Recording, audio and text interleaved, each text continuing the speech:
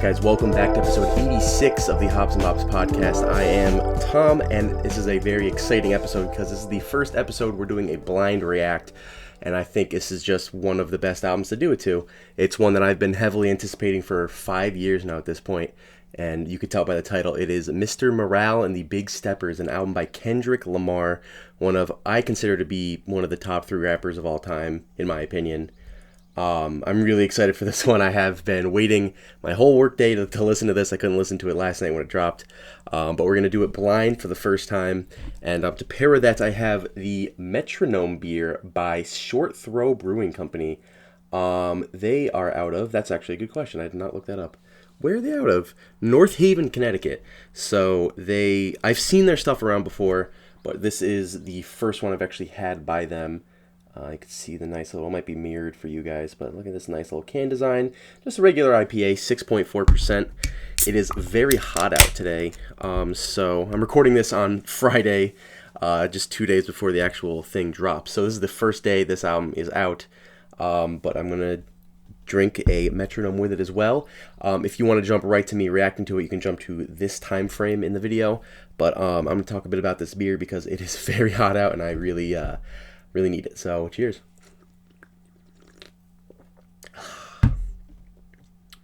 It's good, solid IPA. Very, very good body to it. It's not going to knock you off your feet like any of the doubles will. If you have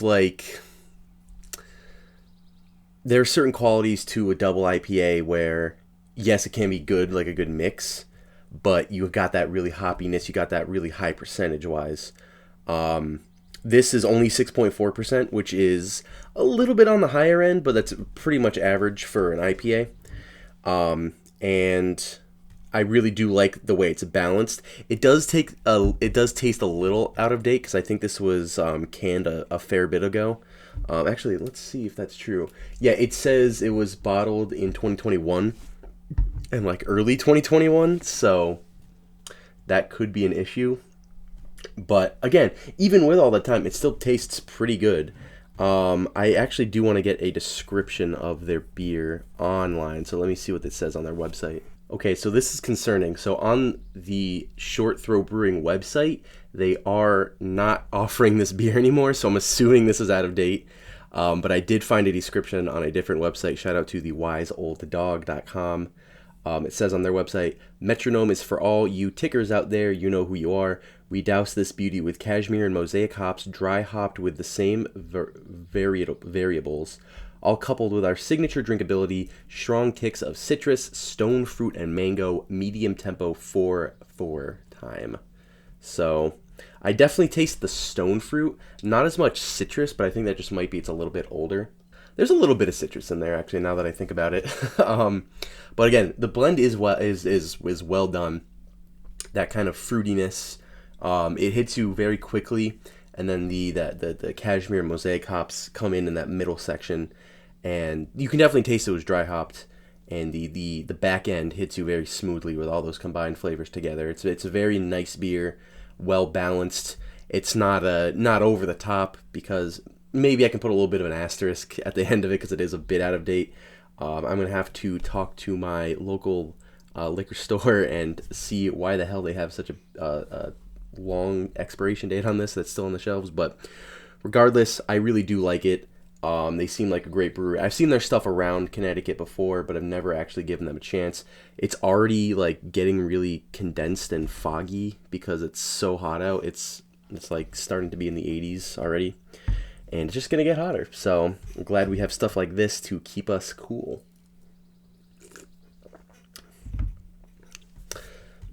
So yeah, that is Metronome. I thought it would be a cool pairing to go along with this album, which is also heavily anticipated from me. So I'll just go a bit into my backstory with Kendrick. We have started to do on the podcast episodes with Kendrick in it. We did Section 80, and we were originally going to plan to do Good Kid, Mad City, but some planning stuff came along, and we couldn't really get a good recording date for that set, but we will be doing that with everyone going forward in the future. I do want to do all of his albums in order because I do think Kendrick Lamar is one of the best rappers of all time. He has released a 10 in my opinion. He has released one of my favorite albums of all time, 𝗠𝗵𝗵 in 2015. I think that is got to be probably my favorite rap album, period. Just a fantastic blend of jazz and soul and funk and obviously rap and hip-hop elements to it as well. And just a beautifully crafted verse-by-verse recreation of him going back to Compton and gaining his roots back and finding out where he came from and how his life has differed now that he has made it so big in the music industry, and how that affects not only him, but the people around him, his family members, the people he used to go to school with, people that lived on his block, all these kind of things that have changed him when he was younger and now he didn't realize it. But anyway, it has been 5 years now since he has dropped his last album. He dropped his last album in 2017 with the release of Damn. If you are at least somewhat knowledgeable on Kendrick, that is when he dropped his bigger songs Humble and DNA. And I do enjoy that album as a whole. I was a really big fan of that. I actually stayed up. I remember that was my freshman year of college. I stayed up midnight to listen to the album and had to put my blanket over my head to keep my roommate from waking up and watching me. So I listened to it at midnight, and I'm very excited to now listen to it for the first time in front of all of you guys. If this is your first time, reacting to this as well, I would definitely recommend it. Even if I haven't already listened to it, I would already recommend it. Mr. Morale and the Big Steppers. Now, before we get into the actual blind react, there was a track that he released, and this is something that he does before all of his albums. He drops a track called The Heart. This one is part 5 because I believe it's his 5th studio project, and it was amazing. It was basically 3 parts kind of saying thank you for waiting for this album and for my fans, and kind of explained why it took so long. He even announced this is going to be his last album on Top Dog Entertainment, which is his label, and which is a huge, momentous thing. Like, he kind of sparked the whole revolution of Top Dog with artists like SZA and Schoolboy Q and himself, obviously, and all these other really big-name artists that I'm forgetting off the top of my head right now, like J-Rock, all these other people. He also released the tour dates for this album as well. Already, like, as soon as the album drops, he's bringing up tour dates, which is really interesting. I'm gonna have to go out and try and see him at some point. That would be amazing. I've never seen Kendrick before, but you know what? I think I've said all I can say. Mr. Morale and the Big Steppers. It's been 5 years. I've been waiting all day to get into this, so I'm just gonna put on my headphones and we are gonna jump right into this album. So let's get started. The first so this is something to also note going forward. This is a double album. It is only an hour and 13 minutes, I believe, somewhere around there. An hour 13 minutes, but it's 18 tracks, and I believe it is split between 2 discs. I believe the first disc is Mr. Morale, and the second disc is the Big Steppers, because he released a picture of him holding 2 discs. So very interesting to see how that plays out into the theming as well. But nevertheless, let's jump right into it. The first track, United in Grief. Let's jump into it. Wow. Okay. So very, very interesting way to kick off the album. All these compressed drum samples, very, very chunky sound to them. I really like the jazziness that envelops this whole track as well. These piano and string heavy sections were really, really interesting. Like I said, very dramatic, big sound to the opening of this, United in Grief. Erratic also as well. Sometimes they would shift around different parts to it, where it would parts of it, like the drum would cut out randomly, or they would just have like these string stabs and then it would just end abruptly.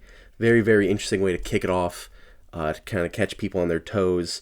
In the lyrics, Kendrick is very money heavy, talks about all the things that he's bought, and maybe when he was a bit younger, realizing how that affected him. And the hook, I think that stuck with me, was he would say, "I grieve different," a lot of times across the track, and I think that may play into some of the themes that we'll see going forward. I mean, I don't know, obviously. of him spending money, and maybe of him spending money and how that can be used as him as a grieving step, in some level of, pandemic madness, because you got to think this is his first post-pandemic album as well. He references his cousin Baby Keem buying 4 cars in 4 months and the family dynamic on repeat. So he's kind of using money as some kind of shield of some sort of emotional damage, which is it's an interesting concept. I don't think we've ever seen that side of Kendrick before, at least on a major album. But yeah, great opener. Very, very interested. Next track is N95. I wonder if this is where he will get a bit more into the pandemic aspect of the album as well. But regardless, let's see. Next track, N95. Boom. Ooh, what? Wow, okay. N95. Okay, so that is a much bigger banger of a beat, I would say. A bit more of trap elements to it as well. This woozy instrumental part that comes in the second verse, I thought was a really cool addition to it as well. I like where the first verse, he basically is saying, take off all these other things. Take off Chanel, take off the Dolce, take off the Birkin bag. Take all this designer shit off, take off the clout chase, take off the Wi-Fi, all these other take off elements to it. And at the end, he's like, what do you have? And then the chorus is kind of him in his wacky voice going, you ugly as fuck, you out of pocket. Who do you think they copy off us, get in the pocket. Very, very interesting style to it. I really did enjoy it. A very dry delivery in that first section where he's talking about I'll take off all these other things. But he gets way more eccentric in the third verse. He brings in that even wackier, like high pitched voice, that not really chipmunk voice, but like, when he gets a little more flavorful on the mic, I think is when this song really kicks it up a notch. And way more eccentric on the latter half. And I think that is maybe one of the bigger singles to come out of this. I know he didn't put out any singles for this, of course, but I think that's what people will start flocking to, within the next few days. Because again, this album is very fresh, at least in terms of me. You'll see this episode in 2 days, but yeah, I can definitely see that one being like the big single that comes off of this. But I mean, there's still a lot of album to go, so let's go to Worldwide Steppers, the third track. Let's just jump right into it. Oh, okay, all right, okay. So, a couple things that are interesting with that track, which was Worldwide Steppers. The intro by Kodak Black, which was interesting. He didn't really do too much. He just kind of said his name, because I know he appears later in the album, if I'm not mistaken. I could be wrong. No, he appears on Silent Hill later in the album. He kind of did an intro. Regardless, he starts with the chorus. He begins with the chorus and then cuts it off halfway through the chorus to go into this beat, which I think is kind of weird. It's a little muddy. It's a little bit repetitive. Not really much to it. A bit skeletal, in my opinion, but definitely keeps it mysterious and a little foggy, in my opinion. Goes into his family on this one, talking about playing baby shark for his daughter, and watching for sharks outside at the same time. I thought that was kind of a cool line. Life as a protective father, I'd kill for her. Kind of getting into the paternal bars on this one, which is a side we also haven't seen, because he's been private for 5 years. This is things that are different in his life that he didn't experience beforehand. So definitely an interesting side of Kendrick that we have not seen before. Ask Whitney about my lust addiction. So that is his partner and the mother of his 2 children, Whitney Alford, which I'm just finding out about right now. So you saw parts of it show up here and there on Damn, because he kind of had these sectioned off tracks that would talk about certain sections of life, whether it's love, lust, pride, fear, God, all these other big concepts to tackle. And so now he's talking about his lust addiction to his now partner. I don't know if they're married or not, but whatever, it doesn't really matter.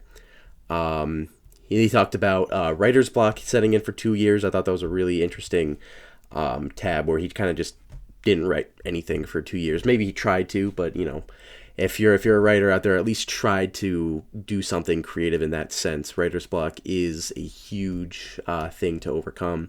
I still can't do it to certain sections or to certain extents. Anyway, gets actually back into the full chorus. I thought it was really interesting.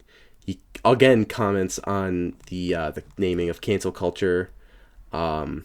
He's kind of naming their perspectives as the killers, saying I'm a killer, he's a killer, she's a killer.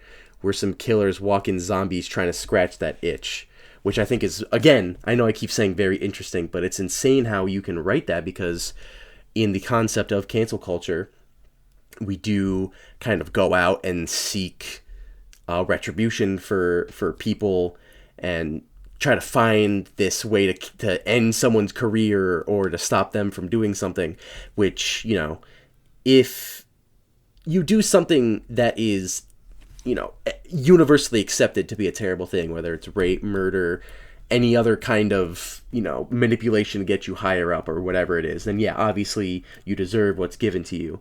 But he's talking about, you know, if they get caught saying something that they probably shouldn't have, do they have to have their whole career ended?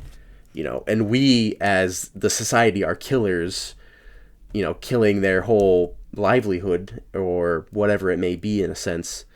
And then he's referring to us as zombies trying to scratch that itch of, you know, finding the next person to put on the chopping block. A very, very interesting way of putting that out. Also calling them germophobic in that they would have an obsession with remaining clean. In this case, with the context of political correctness, us killing the career, while we don't have to deal with any of the consequences, you know. So, you know, also says photoshopping lies and motives, hide for your eyes, then pose for the pic. Very, very cool bars. I really do love Kendrick's lyrics on this so far. And then halfway through, he hits us with a slight beat change, which I thought was awesome. 8 billion people on Earth, silent murders, nonprofits, preachers in church, crooks and burglars. It's just really, really cool section to switch it up to. And then he goes back into the regular beat on the rest of the track as well. Great track. I don't know if I enjoyed the beat as much as I thought I was, or at least in passing I didn't enjoy it as much. But Kendrick's wittiness and bars really saved that track for me. And again, remember to keep all of this, to take this all with a grain of salt, because this is my very first time listening to it. So I could come back within, I would say it takes probably at least a few solid months to get a solid rating on an album on first listens through. And this is my very first time. So we're going to actually review this in the future, hopefully this year. So look forward to that, where I'll actually have a solid rating set up. And obviously, this will be on my end of year list. I know I am a little biased, but it's Kendrick's first album in 5 years, and it hasn't been dog shit so far. It's been really, really good so far. So you'll see a full review of this in my year-end list. So anyway, let's jump into the next track, which is called Die Hard. This features Blxst, Blxst, and Amanda Reifer, or Reefer. So let's jump into it. All right, so that track was Die Hard. Bit of an interesting one. Definitely leans more into his R&B side of things on this. Blxst and how do I pronounce her name? I gotta look this up. Amanda Reefer, whichever one it is, handles like the bit of post-chorus. I preferred the post-chorus, I think. They were both fine. They didn't really add too much for me. But definitely kept the vibe of the track going. Took away from Kendrick a little bit on the verses. If you're a fan of like Nipsey Hussle or something, I could definitely see this track being in his wheelhouse. Talks a bit about his insecurities, Opens up his first verse talking about, do you love me? Do you trust me? Can I trust you? Don't judge me. So makes sense a little bit. Brings up his past traumas and some of his relationships. But at the end of the song, he accepts that he's he has to overcome these things in order to feel love again and be a good parent and all these other things. So interesting track. Not my favorite so far, but I totally understand why it's there. Yeah, let's jump into the next one. Next one is Father Time featuring 𝗠𝗵𝗲. I'm a big fan of 𝗠𝗵𝗲. Let's jump into the next one. Okay, so that was Father Time featuring 𝗠𝗵𝗲. So this track mainly focuses on Kendrick having some daddy issues, which is understandable. He was always kind of a bit of a mama's kid, where, and the intro is interesting too because it's actually Whitney who is Whitney Alford, his partner right now, telling Kendrick to go get therapy, and saying he sounds stupid as fuck. He said, and then she says, well, you need to talk to someone, reach out to 𝗠𝗏𝗏, which is the second time 𝗠𝗏𝗏 Toll has been mentioned. But either way, this song is very, very emotionally based about him having issues with his father growing up and how they never really showed compassion or emotion and how that changed Kendrick as a man. And it's very, very emotionally driven, and I enjoy it. It's raw and emotional, and it's charged. All these other things. 𝗠𝗵𝗲 on the chorus is pretty solid. I've got no issues with him. I haven't been blown away by any of the features so far. I mean, this is a pretty solid one. It's a bit of an R&B, maybe a bit of like a soul tinge to it as well. But very interesting. I did enjoy this one too. There was something that I wanted to point out too. Yes. So he calls out Kanye West and Drake on this. So for just the quickest of backstories, Kanye and Drake have had beef for a while, but it really flared up on their newest album with Donda and Certified Lover Boy. And they were kind of going back and forth in the media for a while, and then they squashed it very quickly for a live show to, I believe it was to free Larry Hoover, which you can do your own research into that if you want to figure that one out for yourself. But regardless, they squashed the beef pretty quickly. And Kendrick on this track is saying, when Kanye got back with Drake, I was slightly confused. Guess I'm not mature as I think, got some healing to do. So maybe what he's saying on this is that when he gets into a beef with someone, it's not as easy to squash as it was for them. So bit of an interesting, comparative section. Or maybe he's saying that it was all just faked from the beginning, and maybe that's what he's thinking in his own brain, and maybe he wasn't as mature as he thought he was because he thought that was just a regular thing to do, was to beef with someone, and to stay in this beef with them. But regardless, great track. Really love this one.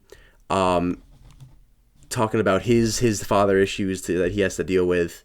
Kind of a bit of a play on Father Time as well, because he's getting older, and now he realizes that once he gets a bit more mature, he can realize his own faults and forthcomings. So pretty cool. So next track is an interlude. It's just called Rich Interlude, which then leads into Rich Spirit. So I'm going to do both of these tracks at the same time. I will start with Rich, the interlude, and then go into Rich Spirit. So let's go ahead and do that. Okay, so I lied. I do have to talk about Rich Interlude, because kind of a crazy track. So first of all, it's only Kodak Black. I don't know why he's featured now twice on the album, which will be at the bare minimum 3 times on this album. He will be featured a 3rd time at the bare minimum. But this is only Kodak. And I think 𝗠𝗵𝗲 does some kind of vocal sections in the back if Genius is correct. But what a wacky beat. It's literally just a piano very slowly like tapping out notes not in like a Kanye like Runaway style, but it's just like him playing either like a note, like a chord, but it's only one note at a time. It's very like free jazz-esque because it starts to get a little bit faster and faster. Kodak tries to rap to the beat, but it's not really like a beat, so there's no rhythm to it. But it gets progressively faster and faster and faster. I like his voice, but I'm not a huge fan of his like lyrics at all. I was never a big Kodak Black fan myself, so the interest, like, I'm not sure why he would be featured on this. So just a very weird choice to have on this album. That really caught me off guard. I was not expecting that. Yeah. Huh. Okay. Not a huge fan of it, though. But maybe it will be a bit less sour on me on later listens. But regardless, let's jump into 𝗏 Okay, so that was 𝗏. The main thing I can say about it is that it sounded like a Weeknd song. I thought it was originally him in the beginning, but I guess it turns out it's just Sam Do. We're not entirely sure who that is, if maybe that's just a new signing to Oklahoma or whatever it is. It was okay. It wasn't really too much to it, though. I thought it was a little skeletal, a little bit too woozy, a little bit too focused on the R&B. Again, that might just be me. But I'm not entirely sure the basis of this song. Talking about, he mentioned fasting a lot in this track. He says he fasts 4 times out of the week, brother. On multiple times in the chorus, he says, "Can't fuck with you no more, I'm fasting." He says like a rich person, broke phone, trying to keep the balance, I'm staying strong. So maybe it's him being rich but not having the ability to use his phone. I remember he said on that little section on Oklahoma where he said he was not on his phone for X amount of months. I forget how long it was, but this is him maybe like awakening out of that, kind of being out of that mindset for a long time or whatever it may be. Still kind of a mysterious song. Not entirely sure the direction it was going for, but an interesting one for sure. It might get better on more listens, but it just kind of sounds like a moody cut on like a Weeknd album. That's all I really have to say on that. Anyway, the next track is We Cry Together featuring Taylour Paige. It is the 8th track on the first disc. Let's get into it.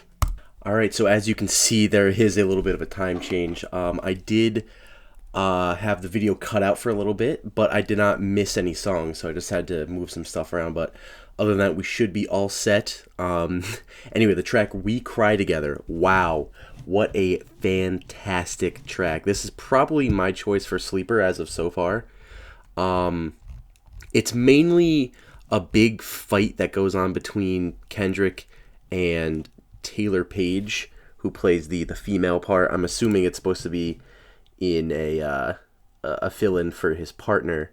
But regardless, it's nearly 6 minutes, and it's just them hurling really ugly insults at each other.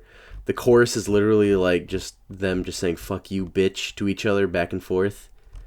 It's really powerful. It's really like the girl even blames Harvey Weinstein, or "you're the reason Harvey Weinstein had to see his conclusions. You're the reason R. Kelly can't recognize that he's abusive." Like all these other things. It's really deep and cutting in a lot of senses. It really is a tough song to get through, but it's very, very like it keeps you going as well at the same time. And funnily enough, at the very end of the song, and then they just end up having sex at the end of the song. And end up saying "fuck you, bitch." They say "fuck me, bitch," and then they just start having sex, and that's how the end of the track is. And it's definitely proof enough of maybe not a toxic relationship, but it continues the idea that maybe Kendrick isn't as well developed to talk about his feelings, or maybe it is a toxic relationship that could play into it as well. But the very last line, they say, "Stop tap dancing around the conversation." So pretty interesting. I really thought that was a cool track. And yeah, we're going to jump into the last one on the first disc, Purple Hearts, with Summer Walker and ghostface Killah from Wu-Tang. So let's jump into that now. Okay, so Purple Hearts with Summer Walker and Ghostface. It was good. I wasn't the biggest fan of it, but I think this song sounds, and I've noticed this on a couple tracks too, this one sounds remarkably like some of the stuff on Section 80. I think that just the way that it gets a little bit more R&B-ish, he gets a little bit more reminiscent and trying to reflect a little bit on himself, and just the general vibes, I think, really give me Section 80 vibes. And, you know, that could be good. Maybe that's just me latching on to another Kendrick project, because for my research for this, not research, but I was really in the mood ever since he announced it. I went back and listened to all of his projects front to back, and I think maybe that's just recency bias or whatever you want to call it, but I really thought that's what that sounded like. So, which is a good thing. That's a great album. If you missed it, we did it on the show. And I really did enjoy it, but I'm not a huge fan of this track. It was pretty slow, pretty R&B inspired. I liked Summer Walker's and Ghostface influence on this track as well. I don't know. I'm not... Maybe it's just me. There was some great tracks in this. But I think there are parts of it that can be a little bit spotty. So I'm not sure if maybe the first disc is supposed to be Mr. Morale and the second one is the Big Steppers, or how the two discs play into each other in terms of theming or whatever you want to call it. And yeah, let's start the second disc, which starts with Count Me Out. Okay, so that was Count Me Out. Very, very, I know I keep saying interesting. I can't find the right words for it.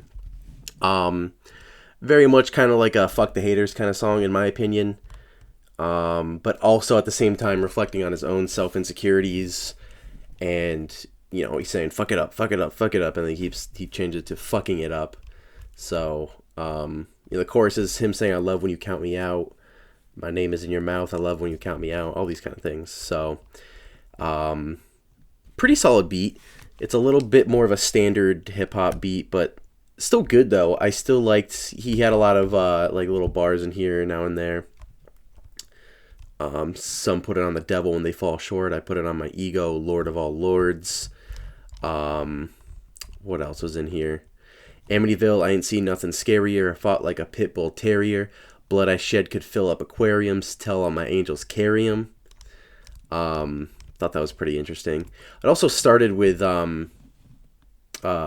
this Eckhart Tolle. I'm assuming it's his therapist or something, because it says at the very beginning, Session 10, Breakthrough, and you could hear Eckhart Tolle say Mr. Duckworth. So another intro by Sam Dew as well, singing on it. So I'm assuming it might be either like the haters, or it could be another kind of person that he had in his life. That he's trying to say, you know, fuck you too. You were always talking about me. And, you know, he also says, when you're at your lowest, where all the hoes at? When you're at your lowest, where are all the bros at? So a lot of self-reflecting in a lot of these songs as well, which could be seen a little bit on previous projects. But I feel like this one is the most in-depth in that field. So very, very interesting. God, I gotta stop saying that word. Next track, Crown, also just by Kendrick. I'm interested to see if he talks about the crown of thorns that he's wearing on the album cover and in some of the promotional material. So let's see. Wow. Okay. So that track was very moody and very self-reflective. So I'm unsure if that will continue happening in the rest of this track, or the rest of this second disc. But still, It has this like bouncing piano intro that I actually found that continues for most of the beat. No real beat to this one, just kind of this doon doon doon doon doon doon, and some backing. I'm not sure if it's strings or just more piano as well, but that is basically the whole beat. This doesn't really have too much to go off of in terms of that, but the lyrics are, I think, where this track kills it. The first verse basically talks around like as if you walk around like everything's in control, favor comes with favors and you can't say no. So a lot of this is juxtaposed in the second verse, where he basically talks about his fans, saying they idolize and pray your name across the nation, or praise your name, across the nation, tap the feet and nod the head for confirmation, promise that you keep the music in rotation. That's what I call love. So he is basically saying that he is now dependent on his fans to keep him afloat, basically, and he's saying that he loves them for that. When he does sound a little bit bitter towards like his close ones in the first verse, and he keeps saying, I can't please everybody, whether it's your fans, your family, your friends, your industry, your label, whatever it may be. One thing I've learned, love can change with the seasons. So, and what really ties in the theme of this track is the refrain, which is him saying, heavy is the head that choose to wear the crown, to whom is given much is required now, which I believe is biblical. It's from Shakespeare's Henry the Fourth, Part 2. Uneasy lies the head that wears a crown. Basically, he's saying now that he is at the top, or at least like the money maker, or the top of top dog, if you will. His decisions are the ones that weigh on everyone the most, and that can affect you over a long period of time, So, definitely one of the lower emotional points on the album, and you can really tell Kendrick is going through it, and it's great. I really like it. There is parts of the track where it does get very, very repetitive, like for instance the outro. He just says, I can't please everybody for a long time. And so I did like skip through it because it was just doing the same thing. So maybe in terms of re-listens, and, again, take it with a grain of salt, not the greatest in terms of something that'll keep you around too much, but still very, very moody and heavy, and just a great track. So Silent Hill is up next. It has Kodak Black actually listed on the feature name this time, so let's see how that one goes. Jesus. Caught me off guard. Okay, so Silent Hill. Very, very mellow trap beat that has a very quirky hook. Kendrick kind of takes control of the hook, or the chorus rather. He's like, push these bitches off me, like, huh. So whenever he says that, he just keeps repeating that, push these bitches off me, like, huh. So it's just quirky in a way. I thought it was kind of interesting, but I don't know. It was strange. But Kodak has a full verse this time. It was decent. It was nothing too flashy or anything, but very, very mellow, is what I would describe it as. Kind of talking about their problems with their life, having fake friendship, rapping about their money, a lot of other things. Basic rap check marks. But, pretty interesting to see them working together. It was mellow. It didn't really excite me the way that some other features have on this album. But to see them working together, I mean, they play off each other pretty well. So it's not as if they're, oil and water. They mix pretty well. And I think that plays well into this album. So is it a shining spot on the second half? Not in my opinion. But, pretty good track. I liked it. So you've got Savior Interlude and then Savior after that. I'm going to try to do the same thing I did with Rich and Rich Spirit, unless something with the interlude is insanely crazy and I got to point it out. So, yeah, let's just jump into it again.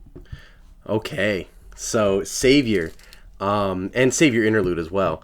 Baby Keem handles the majority of the Savior interlude. I thought his bars on that were just impeccable, talking about his success in the rap industry as of late and how he has built this figure up for himself and how he chooses to spend his money, how he earns his money, how he uses his influence, and how he did all these shows, and just a great interlude as well. I liked it much more than the Rich interlude on the first half, but leading into Savior, the actual track, where Baby Keem is actually credited, Baby Keem only handles the chorus, I believe. And Kendrick just kind of opens up his feelings on everything, including this savior complex that he's been kind of handed on from the huge rap heads. He even starts with saying, Kendrick made you think about it, but he's not your savior. Cole made you feel empowered, but he's not your savior. Future said, get a money counter, but he is not your savior. Braun made you give his flowers, but he is not your savior. And yeah, he's basically just saying, like, I don't want to be this higher than life figure. Baby Keem kind of saying, are you happy for me? Smile on my face, are you happy for me? Yeah, I'm out the way. Are you happy for me? On the chorus. Kind of an interesting way to bring that up. And then Kendrick starts to actually talk about quarantine and COVID and everything. I really like this part. I'm basically just gonna read the second verse, like the first half of it. I thought it was really cool. Bite they tongue in rap lyrics, scared to be crucified about a song, but they won't admit it. Politically correct is how you keep an opinion. People is tight-lipped. Fuck who dare to be different. Seen a Christian say the vaccine, mark of the beast. Then he caught COVID and prayed to Pfizer for relief. Then I caught COVID and started to question Kyrie. Will I stay organic or hurt in the bed for 2 weeks? Do you want peace? Then watch us in the street. Very, very cool way to bring that up. I liked his reference to Kyrie Irving.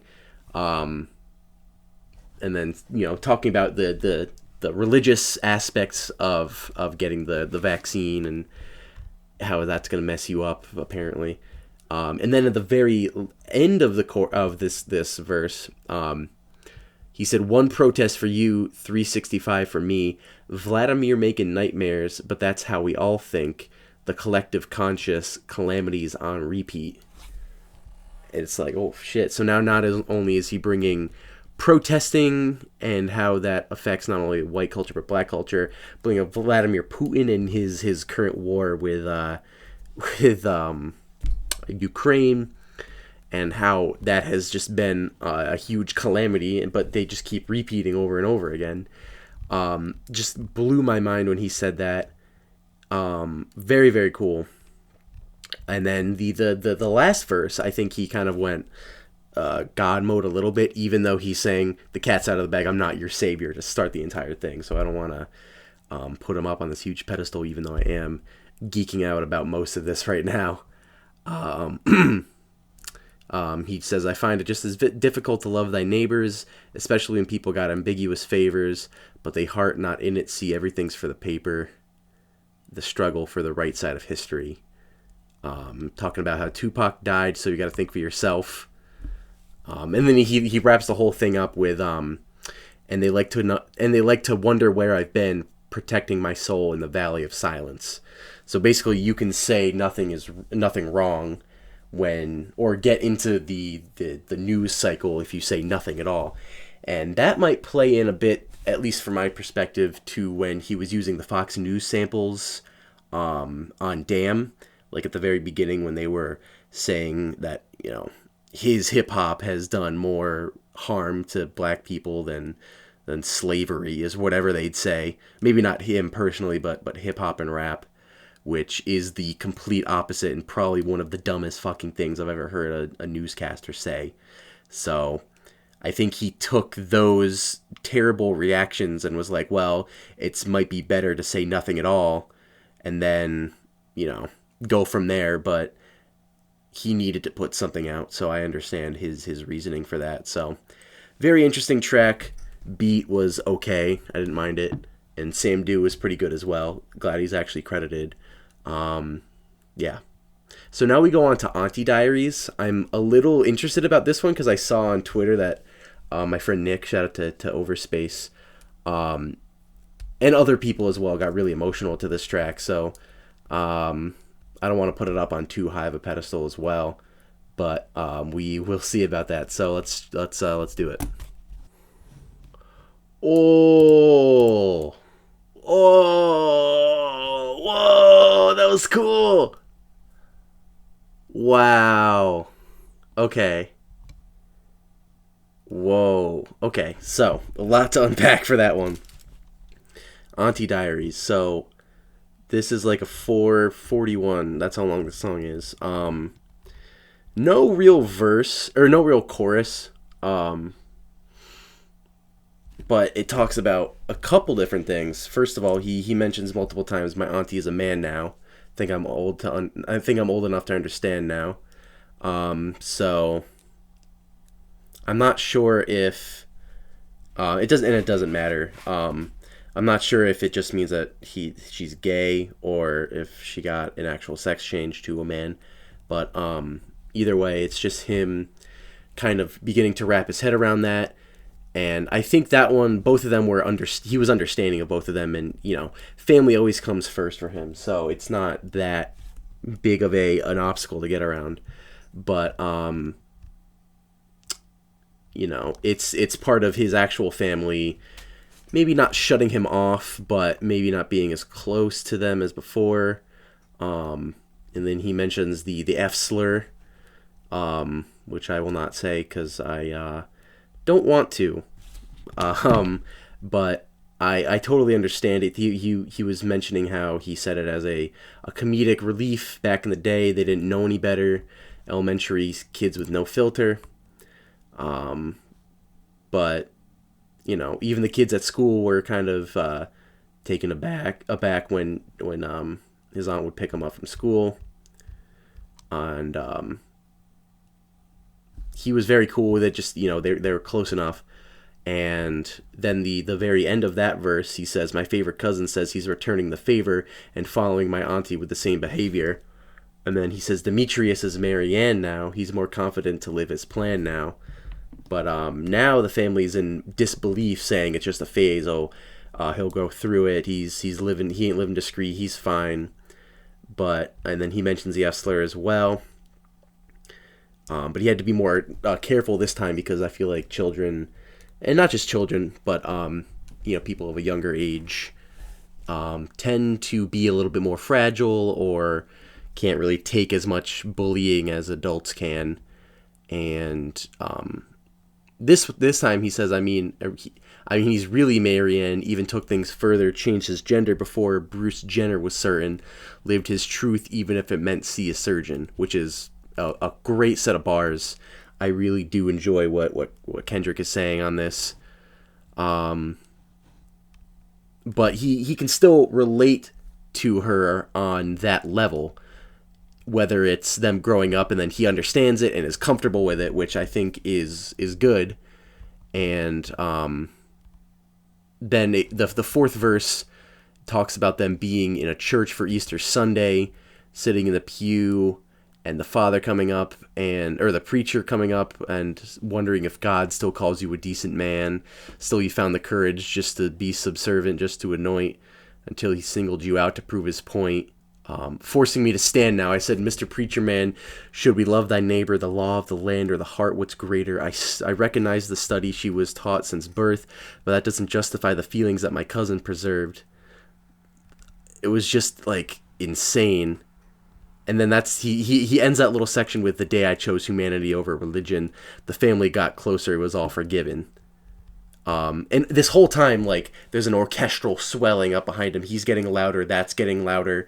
It really builds into an awesome ending.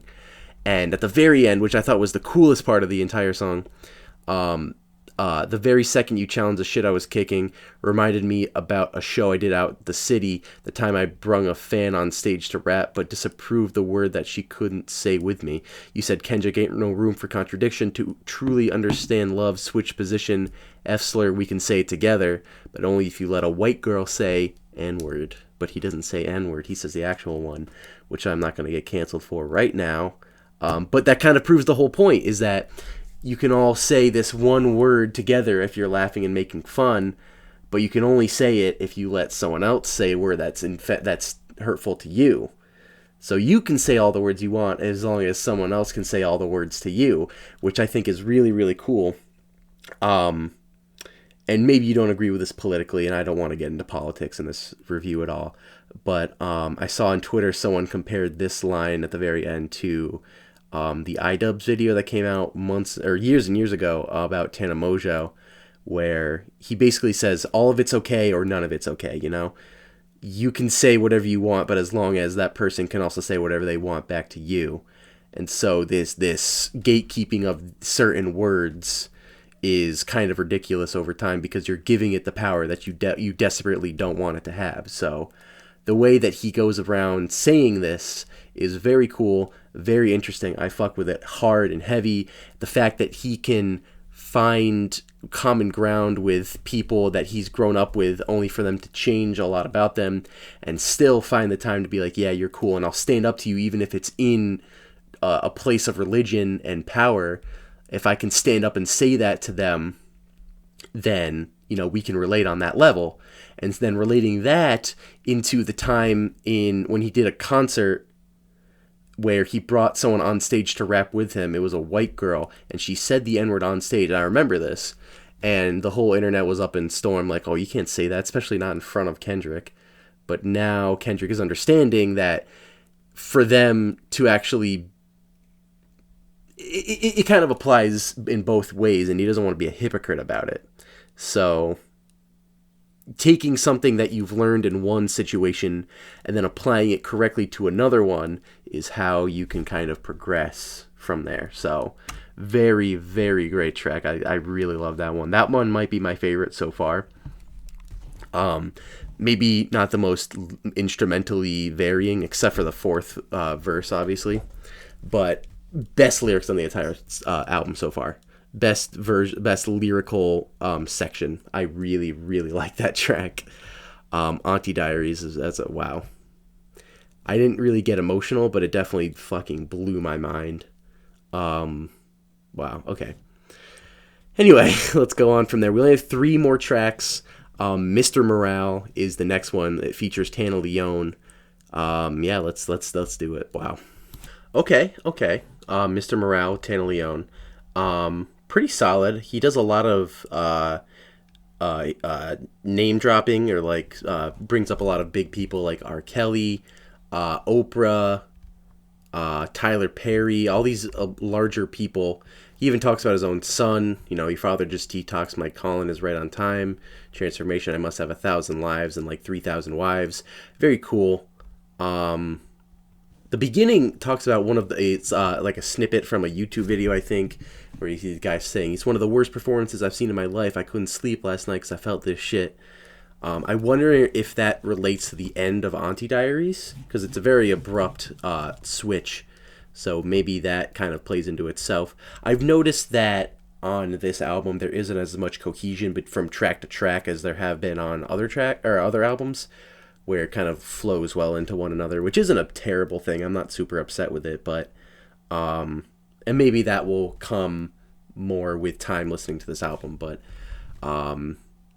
bit more of a heavier song, definitely more of a heavier trap feel to it. Faster tempo, picks up the energy a lot. Tana Leone was fine. She just kind of sang on the hook. And did the outro as well.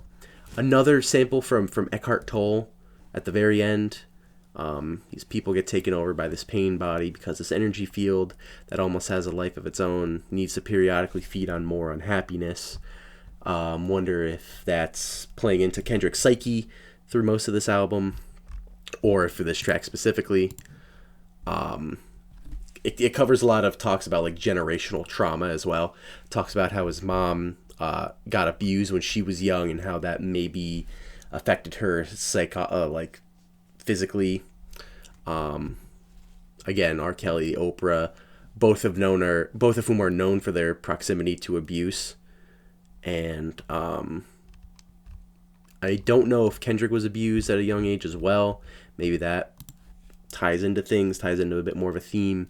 But yeah, pretty decent. I was not blown away by it like I was on Auntie Diaries, but it was a good pick-me-up, especially near this end. So the next track, 𝗏𝗏 features Beth Gibbons. If you don't know who she is, she's from Portishead. So an interesting carryover, or an interesting feature choice from Kendrick on that one. And also, I think this one was written by 𝗠𝗏𝗃. I haven't actually been looking at the writer credits on this, but I saw that one for the first time, so I don't know how well incorporated 𝗠𝗏𝗃 is into this album. I know he has been very influential on like 𝗏 Pimp a Butterfly, as well as other tracks as well, or other albums as well. And 𝗠𝗏𝗃's one of my favorite artists of all time, so very interested to see how this one will turn out. It is, I believe it's the longest song on the entire album. It is 6 minutes and 46 seconds. And yeah, so let's see how it goes. Wow. Okay. Again, very long song. But 𝗏𝗏 is definitely the most open he's been on the entire album. He talks a lot about abusers and sexual abusers, and the scariest moments of his childhood and a lot of trauma that he has been through. This is different from when he is talking about trauma from his childhood. This song is about trauma from his own family instead of just growing up in Compton, where people would ask him, you know, did this family member touch you? And he said no, and they still didn't believe him, and they ended up exiling someone from his family because they assumed he was abusing them. And it's incredibly tough. And he brings up the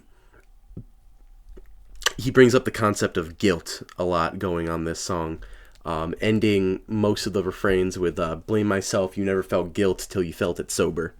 So 𝗏𝗏 plays into that as well.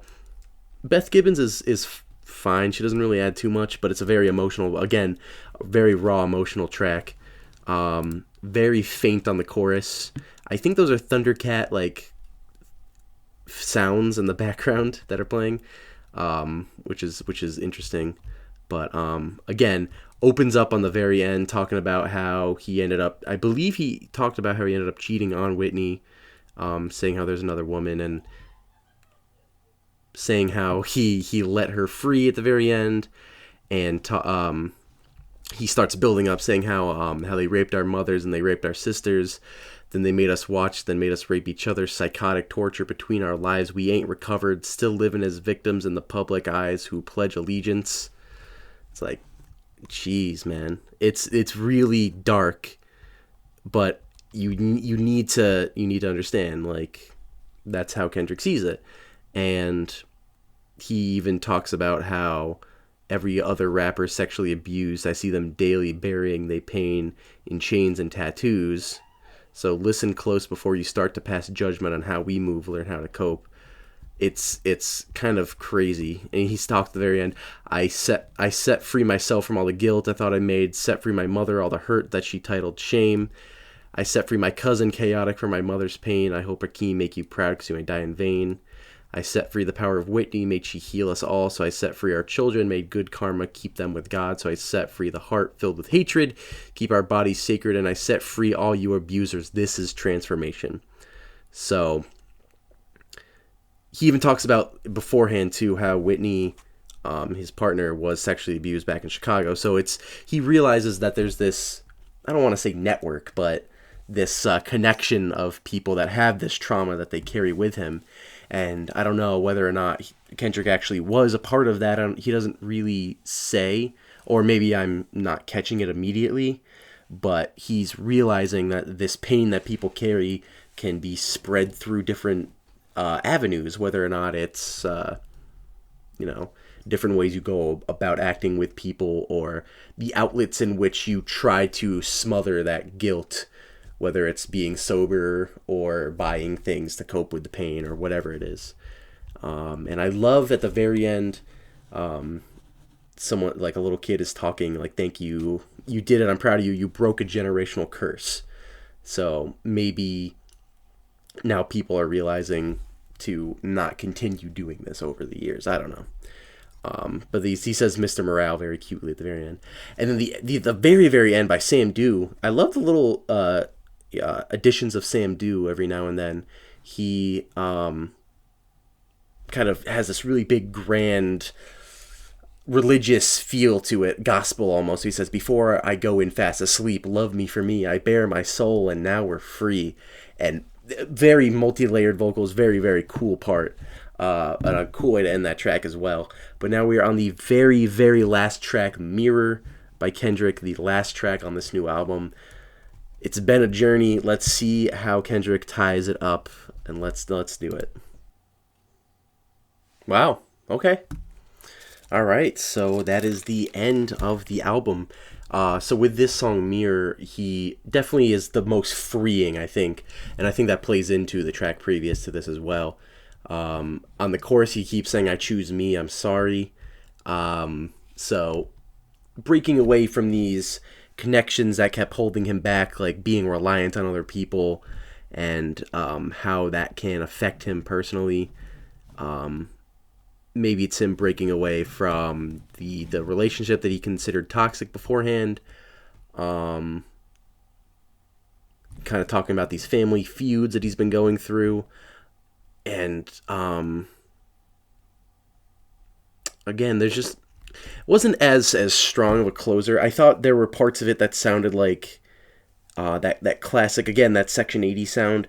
But there's also a part in a couple of the verses that sounded like almost a 𝗠𝗏𝗃 𝗃𝗍 kind of sound, if that makes sense. The mystical, mysterious sounds of these drum loops and kind of like these bass sounds that make you sound like you're running through a jungle or something. But a cool way to close it out. Not the biggest grandiose ending that I wanted, but I feel like this is more of a personal journey for Kendrick and less a experience for his fans. It sounded like he just wanted to write this album for himself, and that's totally fine. I can respect that as a fan and whatever. And it's been 5 years since he's put something out, so for him to meet us on that level and to be so open about him growing as a person and his emotions and his connections with family and friends and relationships and all these other things that are included in political views and how the pandemic has affected him and all these other different outlying connections, him being so open and personal about these things, wondering where he's been for the past, X amount of years. It definitely is a more of a personal journey than kind of something for the fans. So that is the whole album. Wow.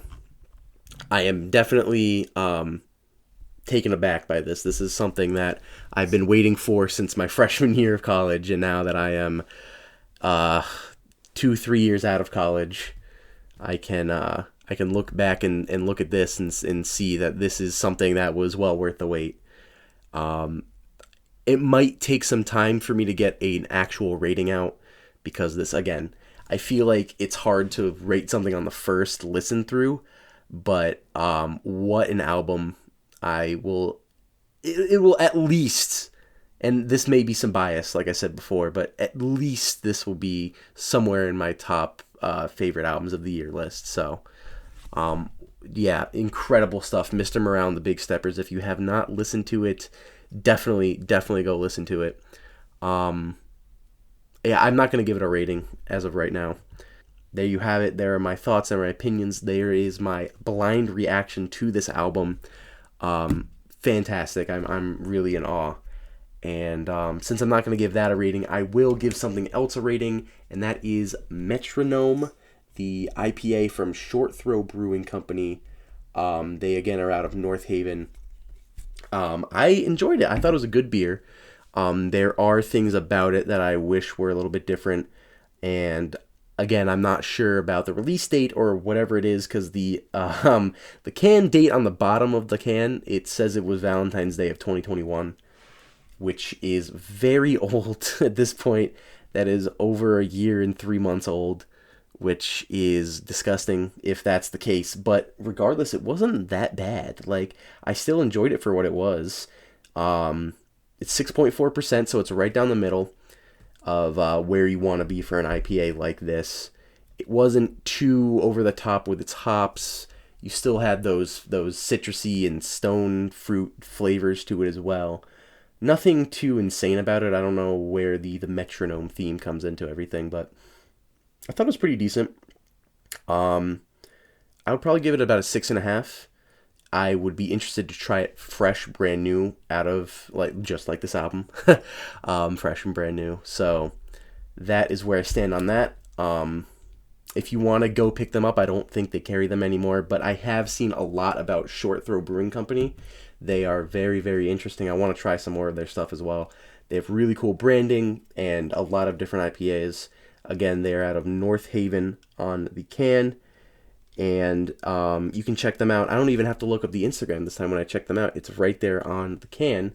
It is Short Throw Brewing on Instagram, and you can go to shortthrowbrewing.com and go check out what they have for themselves. Also, go check out Kendrick Lamar.